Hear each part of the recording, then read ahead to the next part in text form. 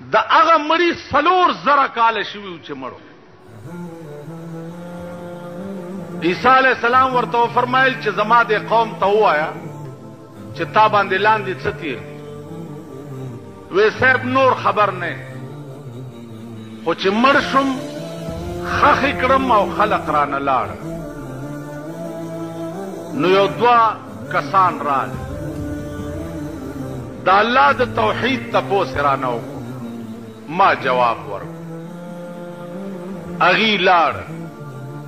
بیا نور کسان راله، اغي لاس راکو، ستړي مشي را سره وکړه، اغیم لاړه. دا لاړه کم طرف ته؟ ښي طرف ته زما په قبر کې یو کړکۍ وه، په هغې به راننوته او بیا به ووت. ما رکې خیال وکړو چې ته څه کوې په دې تور سوړه کې چې پروت یې، ته هم ورپسې وځه. وی چې په کړکۍ زه هم ورپسې ووتم چې ګورم یو بهترین باغ دی، اعلی باغ دی، ولې پکې بیږي.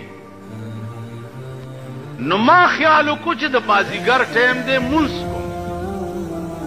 دام حدیث کې راغلی چې سړی مړ شي او خښې کي، نو که نیمه شپه مي نو په قبر کې په ده زیړی مازدیګر وي. نیمه شپه دې خښ کو، خو چې خلق دې لاړ شي نو لاندې په ده مازدیګر وي. دی وایي چې ما مټې ونغښتې او خیال مې وکړو چې اودس کوم چې مونځ وکړم. وی یو جنۍ راله او زه یې رستو نه ونیوم چې دلې مونځونه نشته، اودس مه کوه. وی ما ورته وی چې مونځ څنګه نشته، دا ته څه وایې؟ وی بیا یې ونیوم چې ما داسې سپېړه ورکه چې سپېړه مې ورکه، د هغې غاړه کې هار و، هغه هار اوشلېدو. چې اوشلېدو جنۍ زه کلک ونیوم چې اودس به هله کې چې دا هار ماله جوړ کړي. وی کېناستم، د تار یو سر هغه جنۍ ونیو او یو ما ونیو، مرایم پکې اچولې او خپلو کې م خبرې کولې. هغه هار لا نه و پیرلی شوی چې تا آواز وکړو زه بار راووت. 4,000 کاله پکې تېر شي.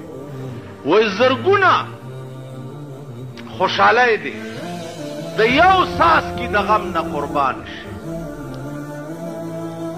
عیش او خوشحالی هغه داسې شی دی لکه د خوب لیده، پویم نشي او پې وخت تېر شي.